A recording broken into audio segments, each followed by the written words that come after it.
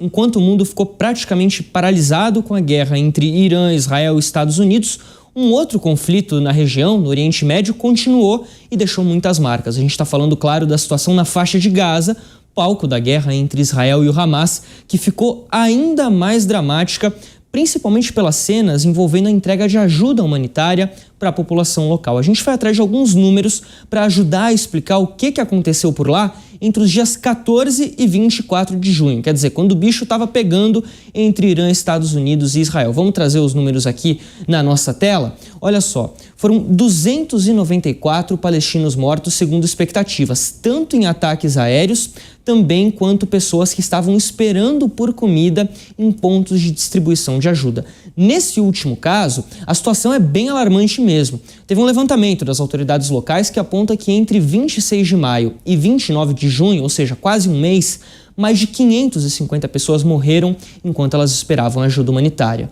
No último dia 24, 7 soldados israelenses morreram no sul da faixa de Gaza. Eles estavam em um veículo do exército que foi atingido por explosivos. Esse caso foi um dos mais letais envolvendo militares das Forças de Defesa de Israel no território desde o início do conflito, desde o dia 8 de outubro, não considerando aqui a invasão do Hamas no dia 7 de outubro de 2023, e fez subir o número de soldados israelenses mortos em Gaza para 440.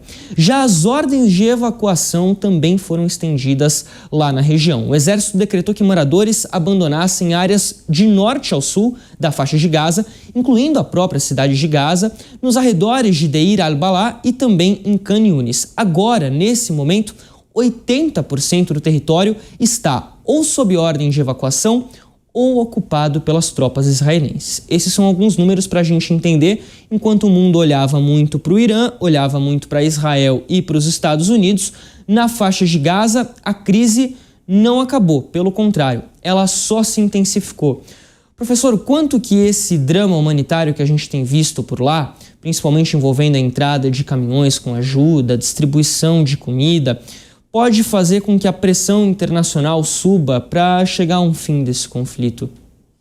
O problema todo, Fabrício, na questão da pressão internacional, é que a comunidade internacional tem tido aquele dois pesos e duas medidas, não é? Numa semana nós observamos, por exemplo, o Reino Unido e a França dizendo que de fato há um genocídio acontecendo em Gaza, não é? Reconhecido internacionalmente até pelo Tribunal Penal Internacional, que gerou aquela ordem contra o Netanyahu. Uma semana depois, em razão do Irã, houve toda uma mudança no discurso internacional a favor da ação preventiva de Israel. E com isso, o governo de Netanyahu conseguiu tirar o foco de Gaza, mantendo toda a atuação nesse processo.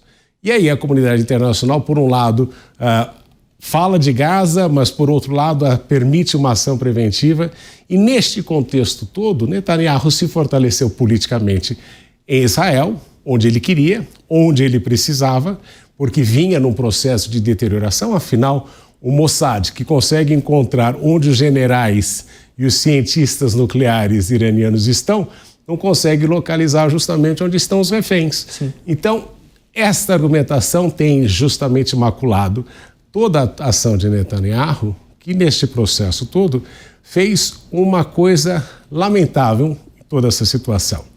Porque, historicamente, nós sabemos que toda a questão do direito humanitário surge em razão do Holocausto e aquilo que aconteceu na Segunda Guerra Mundial, aquele trama, aquela situação de horror, né? Horrorosa que aconteceu durante a Segunda Guerra Mundial do Holocausto, que dava sempre para o Estado de Israel a legitimidade do direito humanitário.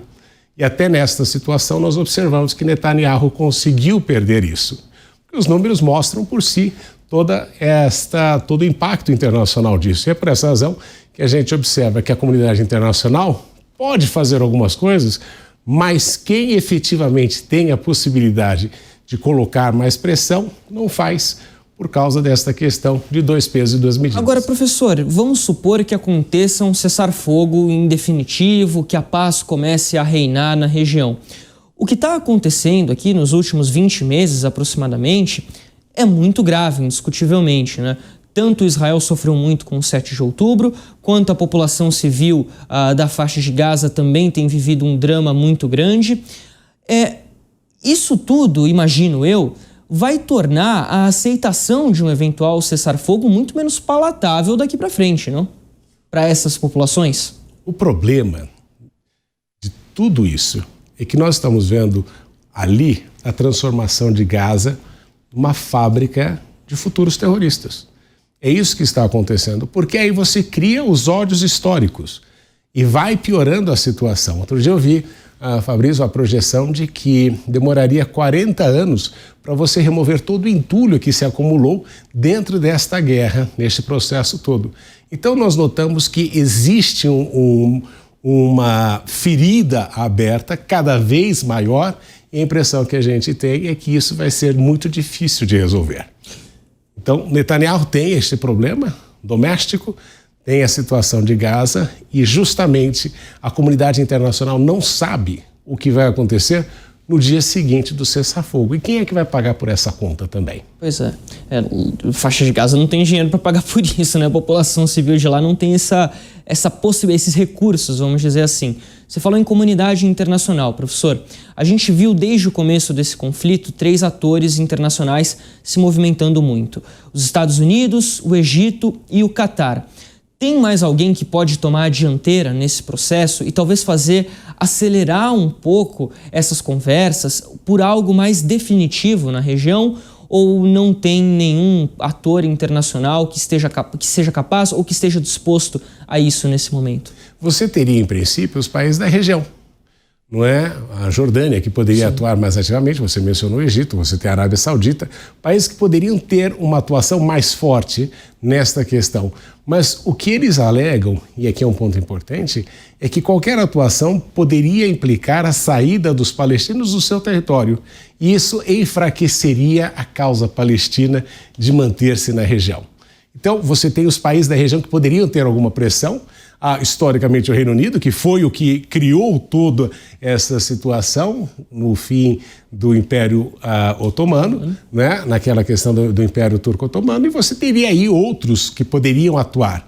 A Rússia poderia atuar, mas tem uma relação histórica com Israel, e a China, que poderia ser um parceiro importante nessa situação, também não pretende atuar diretamente, porque entende que Israel está equivocado na sua ação, porque é uma potência ocupante de um território, embora a China e Israel tenham uma relação comercial importante e uma relação histórica também importante, porque Israel foi um dos países que primeiro apoiou a República Popular da China. Então você vê que os atores internacionais têm as suas limitações nesse processo também. E rapidamente para a gente finalizar, segunda-feira tem Benjamin Netanyahu na Casa Branca. Donald Trump quer estender os acordos de Abraão, quer tentar conversar com a Arábia Saudita. Isso é viável nesse momento? Você teve ali, em razão da intermediação da China, um acordo entre a Arábia Saudita e Irã. Eu acredito que a ação de Israel, tanto sobre o Irã como na parte de Gaza, basicamente naufragou estas possibilidades, porque se notou que Netanyahu conseguiu o controle político e militar da região e não se pode aí querer que os Estados Unidos sirvam como intermediários, porque a posição norte-americana é muito clara em prol de Israel. Então, isto dificulta muito a ação dos acordos abraâmicos a se tornarem uma realidade. Seria muito possível, porque Trump fez com muito sucesso os acordos anteriormente, mas perdeu aí neste processo a legitimidade justamente por causa deste apoio extremamente relevante para Israel, mas prejudicial para a região. Conversamos com o professor de Relações Internacionais, Marcos Vinícius de Freitas. Professor, muito obrigado pela sua participação aqui no JP Internacional. Já deixa aquela próxima passagem de Pequim aqui para São Paulo marcada para voltar aqui comparecer com a gente no estúdio, hein? Será sempre um prazer. Perfeito, a gente aguarda.